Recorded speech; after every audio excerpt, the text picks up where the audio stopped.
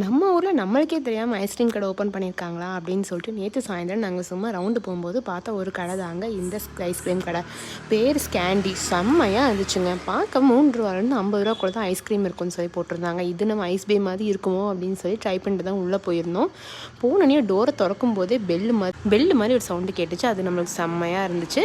என் பாப்பா போகும்போதே நீங்கள் எனக்கு மருந்து கொடுத்துருங்க, நான் மருந்து குடிச்சிக்கிறேன், எனக்கு ஐஸ்கிரீம் மட்டும் வாங்கி கொடுத்துருங்கன்னா நான் 4 ஃப்ளேவர் ட்ரை பண்ணியிருந்தேன். பட்டர் ஸ்காட்ச், ஹேசல்நட் க்ரன்ச்சு, அப்புறம் இது வந்து காட்டன் கேண்டி. இந்த காட்டன் கேண்டி வந்து நல்லா இருந்துச்சு, வித்தியாசமான டேஸ்ட்டாக இருந்துச்சு. ஹேசல்நட் க்ரன்ச் செம்மையாக இருந்துச்சு. சாக்லேட் லவர்ஸ்க்கு ரொம்பவே பிடிக்கும், கண்டிப்பாக ட்ரை பண்ணி பாருங்கள்.